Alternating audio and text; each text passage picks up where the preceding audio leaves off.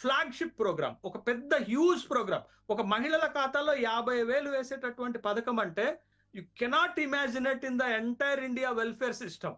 మొత్తం welfare system లోనే ఇది ఒక పెద్ద పథకంగా మారిపోతుంది. ఒకప్పుడు ఎన్టీ రామారావు గారు అధికారంలోకి రావడానికి కిలో ₹2కే కిలో బియ్యం అనేటటువంటి పథకం ఎంత సంచలనాన్ని సృష్టించిందో, బట్ ఒక మహిళ ఖాతాలో 50,000 రూపాయలు ప్రభుత్వం జమ చేస్తుంది అనేటటువంటి ఒక పెద్ద పథకము ఖచ్చితంగా మహిళా ఓట్ల పైన ఇంపాక్ట్ చూపెడుతుంది.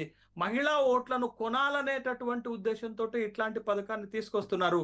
గెలుపుకి అవకాశం లేదు కాబట్టే ఇంత హ్యూజ్ ఒక వెల్ఫేర్ స్కీమ్స్ తోటి ప్రభుత్వం ముందుకొస్తుంది. ఇది భారతీయ జనతా పార్టీ మూల సూత్రాలకు విరుద్ధం.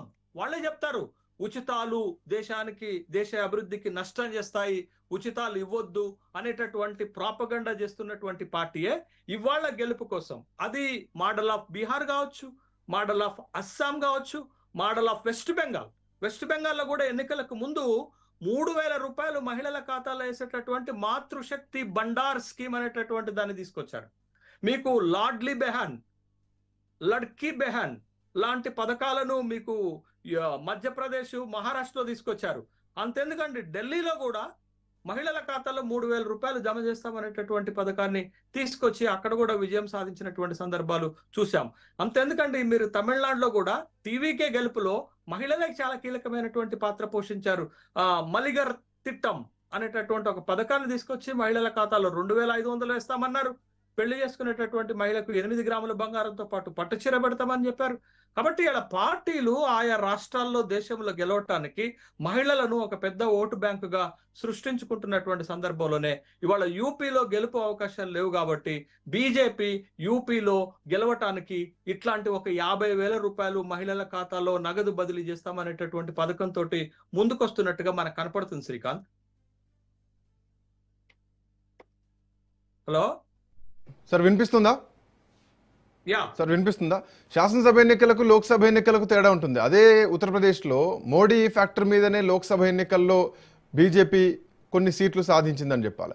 సో శాసనసభ విషయానికి వస్తే యోగి ఆదిత్యనాథ్ చరిష్మా కొంత పనిచేస్తుంది. బట్ ఇప్పటికి 2 సార్లు అధికారంలోకి వచ్చినటువంటి యోగి ఆదిత్యనాథ్ మీద ఉన్నటువంటి యాంటీ ఇంకంబెన్సీ ఎంతవరకు ప్రతిపక్షాలకు పనిచేస్తుంది, ఏ అంశాలు పనిచేస్తాయి అన్నది పాయింట్ నెంబర్ 1 అయితే. ఇందాక మీరు అన్నటువంటి మాటల్లో అయోధ్యలో కూడా లోక్సభ ఫలితాల్లో భారతీయ జనతా పార్టీ ఓటమి పాలైంది.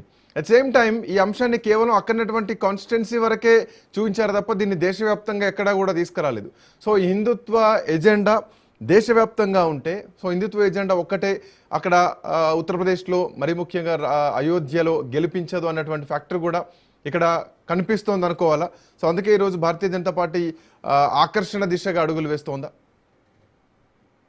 అదే శ్రీకాంత్, ఇక్కడ మనం యూపీ లాంటి ఒక పొలిటికల్ గేమ్ చేంజర్ లాంటి రాష్ట్రంలోనే భారతీయ జనతా పార్టీ దెబ్బతినటంతో మీకు 18వ లోక్సభ 2024 లోక్సభ జరిగినటువంటి ఎన్నికల్లో భారతీయ జనతా పార్టీ 240 లోక్సభ స్థానాలకే పరిమితం అయిపోయింది. అంటే మీకు దరిదాపు ఒక 30 లోక్సభ స్థానాల్లో ఉత్తరప్రదేశ్ లోనే కోల్పోయింది. కాబట్టి వాళ్ళు మెజార్టీకి కావాల్సినటువంటి 272 లోక్సభ స్థానాలు కూడా చేరుకోలేకపోయారు. కాబట్టి యూపీ లాంటి స్టేట్ లోనే భారతీయ జనతా పార్టీ గనక తన పెర్ఫార్మెన్స్ లేకపోతే అక్కడ అసెంబ్లీ ఎన్నికల్లో గనక ఓడిపోతే 2029 ఎన్నికల్లో భారతీయ జనతా పార్టీ గెలవటం చాలా కష్టమవుతుంది. రాజకీయంగా గడ్డు పరిస్థితులు ఎదురవుతాయి. కాబట్టి ఎట్లయినా యూపీ ఎన్నికల్లో గెలిచేటటువంటి ప్రయత్నానికే భారతీయ జనతా పార్టీ ప్రయత్నం చేస్తుంది. అందుకే ఇంత పెద్ద హ్యూజ్ వెల్ఫేర్ స్కీమ్ ని తెరపైకి తీసుకొస్తుంది. మీరు ఆ రాష్ట్ర ఆర్థిక పరిస్థితి చూసినా, ఆ రాష్ట్రంలో ఉన్నటువంటి ఫైనాన్షియల్ పొజిషన్ చూసినా, ఆ రాష్ట్రంలో బడ్జెట్ సైజ్ చూసినా, ఆ రాష్ట్రానికి ప్రస్తుతం ఉన్నటువంటి అప్పుల పరిస్థితి చూసినా, ఒక్కొక్క మహిళల ఖాతాలో 50,000 రూపాయలు వేసే పొటెన్షియాలిటీ ఆ రాష్ట్ర ప్రభుత్వానికి లేదు. అంత ఫైనాన్షియల్ వేబిలిటీ కూడా లేదు. అయినప్పటికీ కూడా ఆ రాష్ట్ర ప్రభుత్వము, యోగి ప్రభుత్వము ఇంత పెద్ద స్కీమ్ తీసుకొస్తుందంటే ఎలాగైనా గెలవాలి అనేటటువంటి ఒక కాన్సెప్ట్. జాతీయవాద హిందుత్వం అనేటటువంటి కాన్సెప్ట్ తో గెలవటం సాధ్యం కాదు కాబట్టే అది ఆ మోడల్ 2024లో ఫెయిల్ అయింది కాబట్టే. But they are going to the additional. But అదే 2024లో పీడీఏ సక్సెస్ అయింది కదా లోక్సభ ఎన్నికల్లో. అదే నేను అంటున్నాను, పీడీఏ సక్సెస్ అయింది, భారతీయ జనతా పార్టీ వైఫల్యం చెందింది. కాబట్టి ఆ పీడీఏని మరింత విస్తృతంగా అఖిలేష్ ముందుకు తీసుకుపోతున్నారు. ఆల్రెడీ అఖిలేష్ అక్కడ ప్రచారాన్ని ప్రారంభించేశారు. ఆల్రెడీ ప్రజల్లో తిరుగుతున్నారు. పీడీఏ కాన్సెప్ట్ ని ముందుకు తీసుకుపోతున్నారు. అయితే కలిసి వచ్చే కాలానికి నడిసొచ్చే కొడుకు ఉంటాడనే లెక్కనే, సామెత లెక్కనే ఇవాళ అఖిలేష్ యాదవ్ కి అన్ని రకాలుగా కలిసి వస్తుంది. అక్కడ పీడీఏ అనేది ఒక సక్సెస్ఫుల్ ఫార్ములా.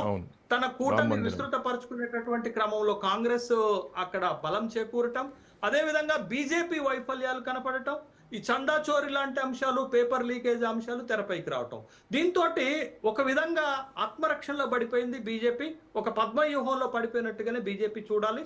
బట్ ఆ పద్మవ్యూహంలో నుంచి బయటకు రావటానికే బీజేపీ ఒక అన్ఇమాజినేటిక్ వెల్ఫేర్ స్కీమ్ ని బయటకు తీసుకొస్తుంది. ఒక మహిళా ఖాతాలో 20,000 రూపాయలు జమ చేయటం అంటే మామూలు విషయం కాదు.